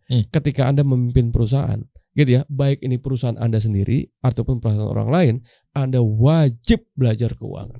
Bener. Wajib itu. Sama seperti gue tadinya gue pikir juga sama ya. Maksudnya tadi udah sempat gue bilang juga mengenai kayak marketing tuh begini, strateginya kayak apaan tahu. Betul. Tapi ternyata banyak hal-hal yang sudut-sudut yang kita lengah di situ. Jujur, ya gue akuin memang perusahaan dengan kuat ilmu keuangan karena memang itu adalah sebuah pondasi dalam perusahaan. Betul. Ya kan, jadi angle-nya dari berbagai macam arah lah. Betul. Makanya ini alasannya kenapa gue kemarin ikutan Smart Financial Map yang batch 17 yang Coach Yusak waktu di Bandung. Itu banyak banget gue dapat tuh tentang ilmu-ilmu tentang keuangan. Betul. Salah satunya gue ngerekap nih. Yang mana? Ketika lo lagi ngejelasin di papan tulis, ya kan, yang kertas itu gue ngerekap. Gue izin bocorin di sini boleh? Boleh. Ini apa yang gue rekam waktu itu ternyata penjelasannya dan kira-kira lo nilai Coach. Udah bener belum jawaban-jawaban yang gue tentukan? Jadi bukan satu lagi. Yang satu lagi dulu udah kita bahas. Nah ini. Jadi yang warna biru itu tuh yang gua simpulkan hasil dari belajar di workshopnya Coach Yusak waktu di SFM angkatan 17 ya. Nah, jadi kan ini ada matriks yang gue suka banget. Ini kan beliau nih, teman-teman. Ini kan lagi jelasin. Ternyata matriks ini gue suka banget, melambangkan profit, atasnya profit, ya kan? Bawahnya pasti loss. Karena profit and loss. Profit and loss. Yang sebelah kanan itu adalah surplus. Sebelah kiri adalah defisit. Nah, matriks ini melambangkan ketika perusahaan lo ada misalnya duitnya ada nih profit, tapi kok malah defisit. Atau profitnya ada, alhamdulillah surplus. Betul. Yang lebih parahnya lagi udah defisit, rugi lagi. Betul. Nah, ternyata yang warna biru ini hasil yang gue pelajarin. Ini gue bongkar di sini. Betul. Boleh dong. Nah, ternyata begitu penjelasan dari Coach Yusak. Inilah orang marketing yang udah ngerti keuangan. Ini kesimpulannya nih. Ketika gue ada di posisi yang nomor 1, gue harus ngapain? Di nomor 2 gue harus ngapain? Nomor 3 gue harus ngapain? Dan nomor 4 gue harus ngapain? Ternyata simpulannya gue dapat dari ilmu Coach Yusak waktu di SFM batch 17. Yang mana nanti teman-teman akan ada dibuka 18 ada kan? Ada 18. Nah, ini gue bocorin ya apa yang lo harus pelajarin ketika lo daftar di batch 18 nih. Ternyata kalau kondisi di profit sama profit dan surplus, lo tinggal gaining market. Betul. Lu bisa gencar-gencaran dong. Betul. Long term mainnya ya kan, misalnya lu branding dulu. Ya boleh lah, dimaafin lah kayak gitu ya. Dimaafin. Jadi gue boleh dong bilang sama lu, misalnya kita satu perusahaan, gue bilang kayak gue mau nambah, gue mau memperbagus scale up studio podcast gue dong. Boleh dong. Boleh. Untuk tahun depan gue bisa tujuannya segini. Mungkin lo akan bilang, tapi kan itu lu perbuatan yang bukan main cepet Der, itu lu butuh waktu yang lama. Betul. Untuk sales gimana? Lu kadang perusahaan gue lagi profit sama. Iya, lagi sehat. Lagi sehat. Gue bisa dong. Betul. Scale up studio gue. Iya. Itu kan hasilnya. Boleh. Mantap. Boleh. Long term program, gitu kan. Nambah cabang boleh dong? Boleh. Dimaafin. Tuh, orang marketing harus tahu begitu guys. Nah, kalau kondisi yang kedua, ketika lu surplus tapi rugi. Iya. Nah ini sebenarnya gue agak bingung nih coach di sini. Makanya gue mau tanya ya. Lu bisa jelasin. Makanya itu gue isi. Sekalian gue mau tanyain juga sih sebetulnya. Oke. Ya, lu bisa jelasin nggak? Jadi gini. Profit perusahaan rugi belum tentu salah. Oke. Perusahaan untung belum tentu benar. Kayak gitu ya. Jadi kita akan kembali lagi ke gamenya. Jadi contoh gini. Apakah setiap tim sepak bola yang bertanding menang adalah tujuannya? Iya. Belum tentu. Menang tujuannya. Pernah nggak dengar istilah kayak gini ya? Ada gini ya kondisi ya. Gue cukup main draw aja deh. Oh tahu gue. Gitu ya. Misalnya ada kepentingan tertentu ketika lu pengen. Or pelatihnya gini. Pelatihnya kayak gini. Lah kita mah udah pasti juara grup. Yang diturunin second layernya aja deh. Biar mereka menit bermainnya lebih banyak. Kan gitu ya. Bisa. Kalah gak apa-apa. Kalau udah kalah juga udah juara, pasti juara grup. Nah itu satu. Yang kedua, daripada ntar gue ketemu Brazil. Iya menghindari ya. Mendingan gue runner up aja. Runner up aja cukup. Di grupnya. Kan banyak yang kayak juara gitu kan. Runner up gitu kan. Betul. Kayak gitu bisa ya? Betul bisa. Artinya apa? Artinya belum tentu tim sepak bola ketika bertanding itu menang adalah tujuannya. Belum tentu. Dia tergantung dari tujuannya apa. Ada ya udah mostly pasti tujuannya pengen menang gitu ya. Pengen menang. Tapi strategi untuk menuju juaranya itu kan banyak. Tadi tuh menghindari lawan berat gitu ya. Atau karena udah di atas angin memberikan kesempatan untuk para talent muda untuk punya jam terbang bermain kan gitu ya. Nah itu kan tergantung tujuannya. Nah sekarang di bisnis juga sama ya, bisnis itu punya tujuan yang banyak. Apakah Gojek ketika dia membangun bisnisnya tujuannya adalah selalu profit? Oh belum tentu. Bisa jadi mungkin dia mau market leader. Tujuannya jadi market leader, tujuannya adalah customer acquisition gitu ya, dan segala macam itu adalah tujuannya. Dan dia sadar bahwa untuk mendapatkan tujuannya ini kemungkinan besar dia rugi. Dia tahu itu loh.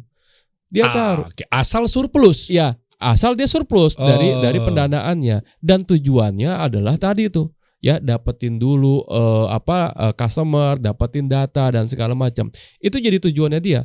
Jadi kalau ngeliat kondisinya kayak gini, apakah Gojek rugi itu salah? Oh enggak. Enggak kan gitu ya. Oke. Nah sekarang ada perusahaan yang punya tujuan adalah profitability.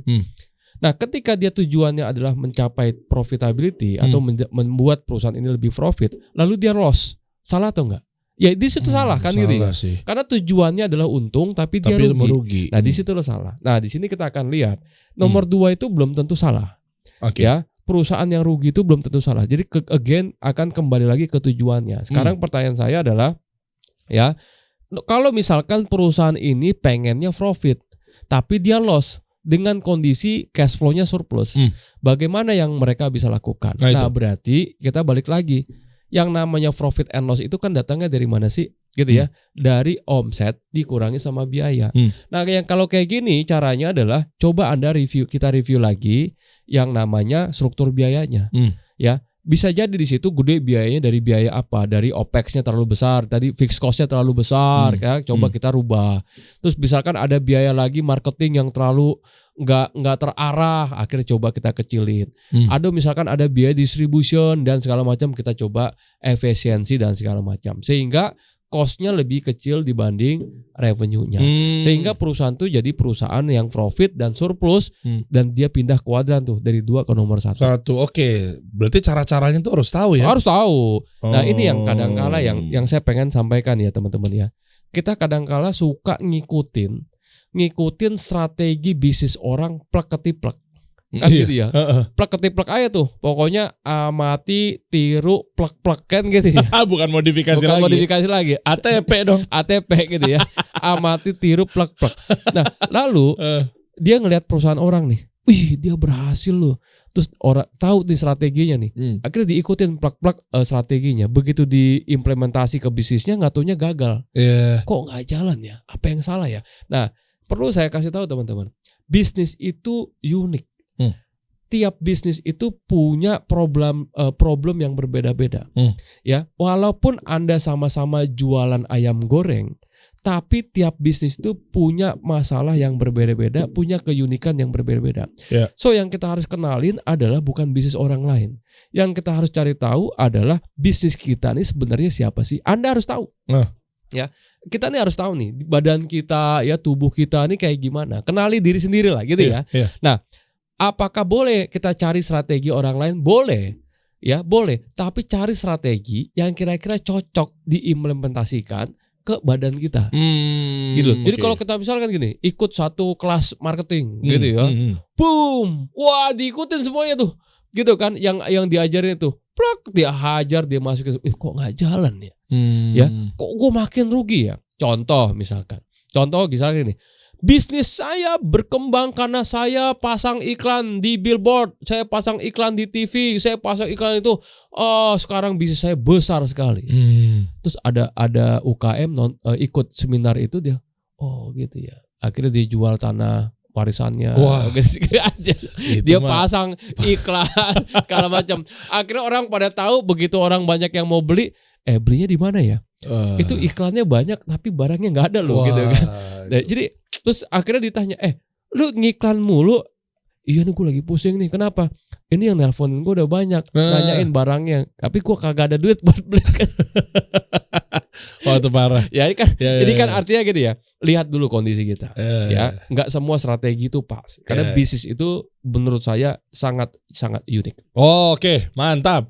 Nah, berarti kalau kita lihat dari gambar tadi lagi, artinya kalau yang nomor 3, meskipun lu alhamdulillah profit tapi defisit. Nah, berarti itu udah saatnya mungkin lu disuntik sama investor. Ya, ini belum, kan keuntungannya tinggi, bener gak? Betul. Ya, itu salah satu cara. Ya. Yang pertama, karena dia defisit dan dia profit, ya mungkin pertama kali dia harus lakukan negosiasi dulu, ya.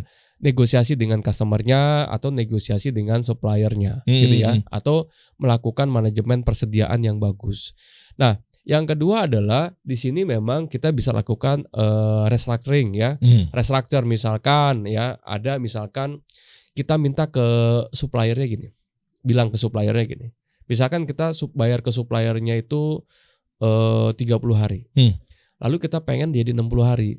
Kita bilang ke dia, "Bro, untuk kali ini aja misalkan gue minta dong pembayaran 60 hari, tapi gue tambahin. Ya, gue tambahin, lu gue kasih lagi margin yang lebih bagus." Gitu ya, margin yang lebih bagus. Misalkan gue tambahin 2% dari total tagihan. Tapi bayarnya dimundur. Gitu ya. Or kita bilang ke customer kita. Misalkan customer kita bayarnya 60 hari. Kita pengen bayarnya cash. Bilang, boleh nggak invoice yang ini lu bayar cash? Nanti gue tambahin lagi 3%. Kan 2 bulan nih, 2 bulan 60 hari kan. Kalau lu bayar sekarang, gue kasih lu diskon 3%. Nah, nanti dia akan hitung tuh. Ini kita lihat aja ya, kita lihat siapa yang pegang duit. Gini ya, duit ini kan putar ya. Kadang duit itu numpuknya di rekening saya. Kadang besok ada di rekeningnya Bang Dery. Kadang besok numpuknya itu di rekening siapa. Gitu ya, kita kan nggak tahu ya, yang numpuk-numpuk cash flow itu siapa. Uang ini kan beredar. Iya, jumlah uang ini kan beredar. Ya, bukan bank Indonesia nyetak uang terus jadi banyak, bukan. Tapi uang ini beredar dan akan menumpuk di kantong-kantong orang kan gitu ya. Nah, sekarang kita akan lihat nih. Misalkan kondisi cash flow kita, kantong kita lagi seret nih. Mungkin kantong customer kita lagi banyak. Mungkin kantong supplier kita lagi banyak. Maka kita minta ke mereka. Gitu ya. Misalkan customer kita lagi banyak duit nih. "Bro, bayar cash dong. Gue tambahin diskon 2% atau 3%. Nah, nanti dia akan lihat nih, 3%. Kayaknya lebih bagus dibanding cost of money. Kalau dia adu dengan cost of money, misalkan let's say ya, kita nggak ngomongin riba ya, tapi kita ini buat sebagai perbandingan aja. Cost of money misalkan di bank berapa sih? Kalau misalkan orang itu pinjam duit di bank 1 tahun 12%, berarti 1 bulan sekitar 1%. Ini ditambahin ya 3% untuk 2 bulan, kan jauh lebih bagus dong dibanding cost of money. Nah, karena si customer-nya ini ngerasa punya duit dan duitnya juga nganggur, gitu ya. Akhirnya oke deh, nggak apa-apa, gue ambil, gue bayar cash, tapi lu tambahin gue, tapi jangan 3% deh, gue minta 4%. Jadi tinggal dinego aja. Tinggal dinegosiasi aja. Nah, sehingga kita bisa dapatkan cash di depan. ini akhirnya bisa menyelamatkan yang namanya defisit perusahaan. Iya, betul. Nah, sama. Itu saya udah sering banget ya lakukan kayak gitu. Jadi untuk menyelamatkan cash flow yang defisit, jangan langsung melulu ke bank. Jangan juga ujuk-ujuk langsung ke investor dan segala macam. Apalagi investor. Kalau perusahaan Anda lagi megap-megap, investor biasanya malah menghindar nih. Kecuali investor yang model-modelnya adalah ini lagi BU nih, gue beli dulu dah kan gitu ya. Nah, tapi katakan lihat, ini kondisi perusahaannya nggak bagus nih misalkan, ngeri-ngeri juga gue invest ke situ. Apalagi ke bank, gitu ya. Apalagi ke bank, kenapa? Dengan minjam duit ke bank ada bunga kan. Nah bunga itu kan fixed cost.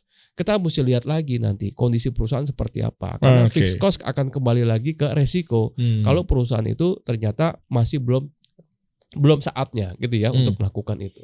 Jadi yang pertama kali kita lakukan adalah negosiasi ke customer, negosiasi ke supplier, dan atur manajemen persediaan. Wush. Nah itu nomor 3 tuh. Mantap. Atur kondisi itu sehingga perusahaan itu jadi surplus dan pindah ke kuadran nomor 1. Jadi ngakal-ngakalin. Jadi matrix ini teman-teman. Ya. Coba deh lu cek perusahaan lu ada di mana meskipun kita belum bahas yang keempat ya. Betul. Habis ini kita bahas. Artinya kalau di sini ngakalinnya gimana? Kan tujuannya kan semuanya pengennya ke nomor 1 nih. Betul. Misalnya begitulah kasarannya ya kan. Kebanyakannya begitu orang-orang. Nah artinya dari 3 tadi dengan segala macam upaya, nah tujuannya agar lu pindah ke perusahaan nomor 1. Ya, lu bisa gaining market, lebih sehat nantinya apa segala macam. Nah, kalau udah nomor 4 sih udah kayaknya main cepet-cepet aja tuh coach.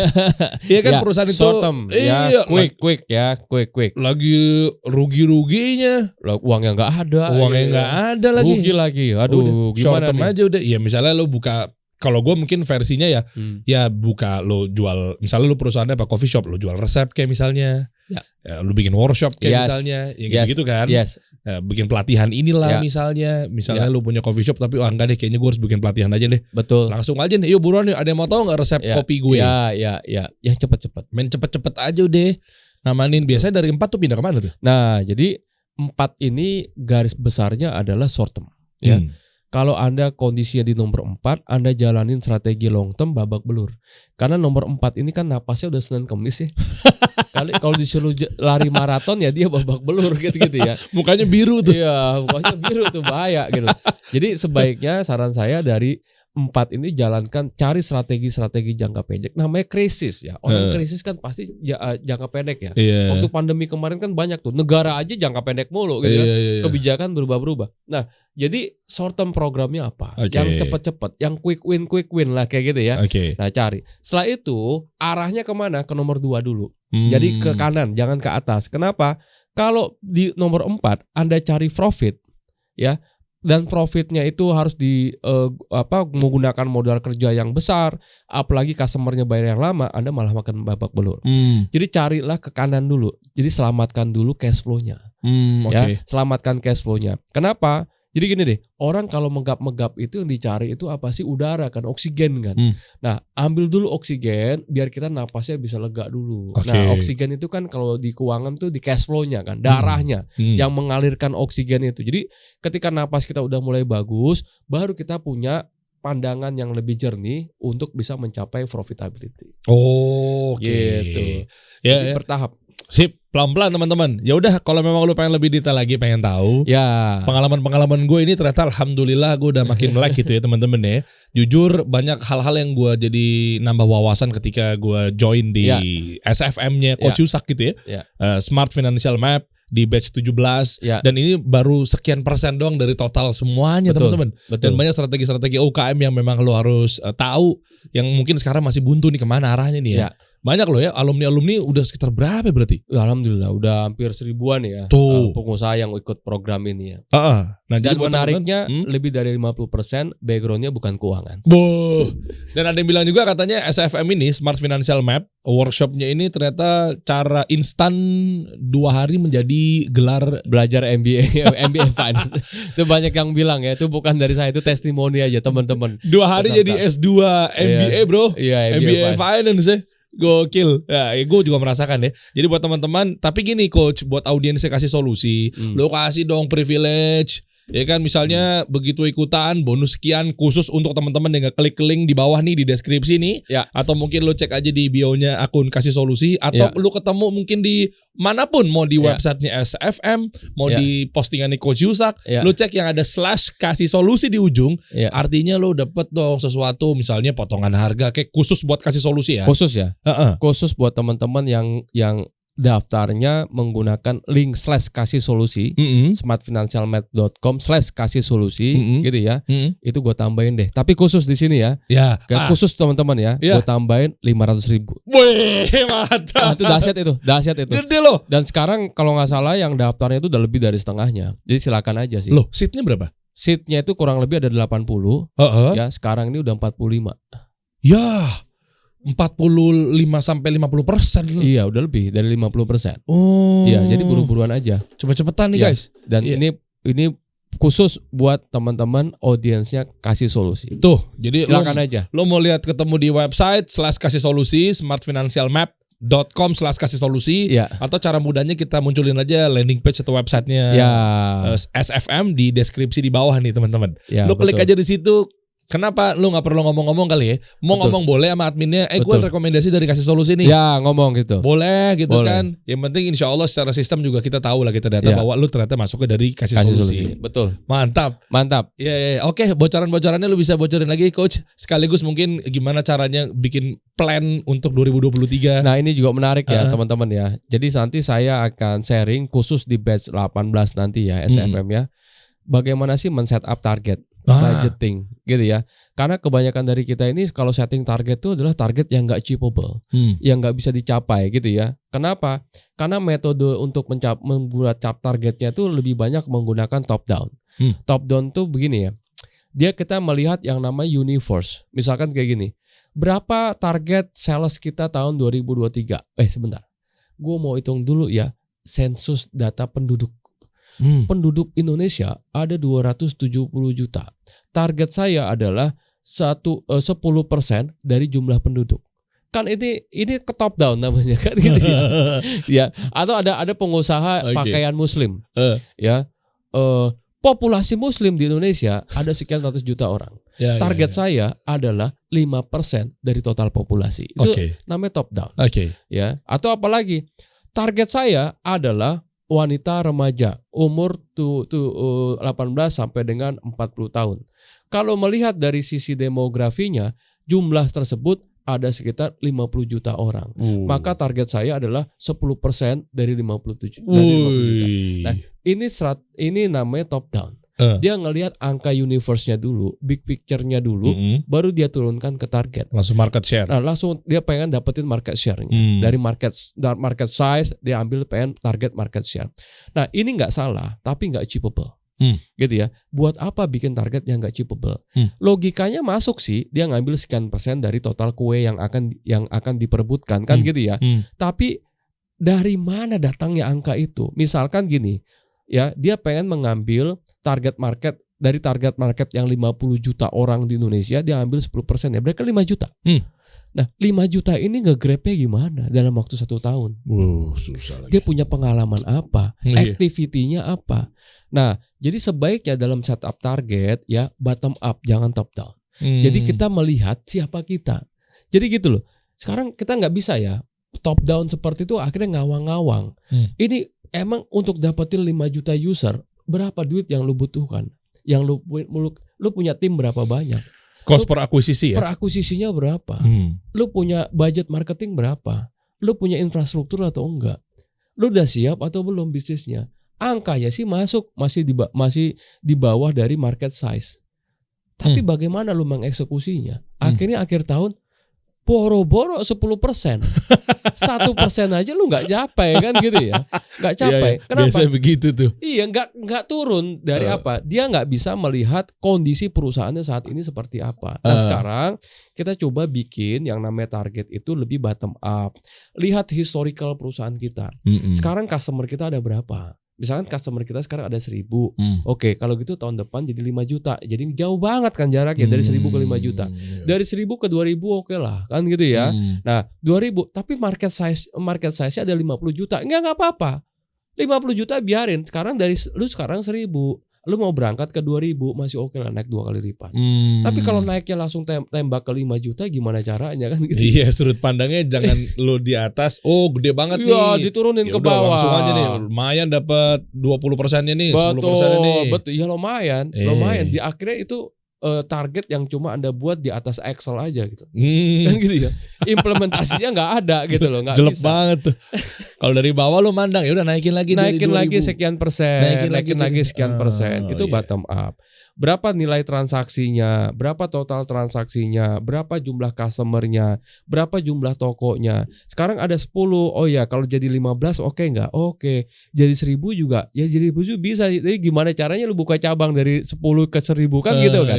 Nah ini kan jadi nggak realistis. Nah makanya saya bilang bottom up ya dalam membuat budget atau target saya pikir jauh lebih realistis. Ini yang mungkin akan gue bagiin nanti. Wis mantap.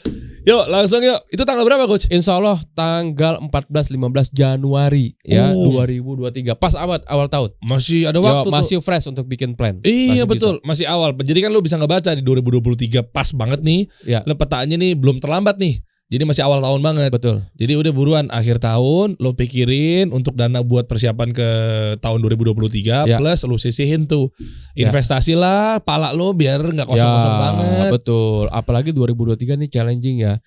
Tentang bisa dibilang 2023 itu pemenangnya adalah orang-orang yang ngerti keuangan jauh lebih banyak.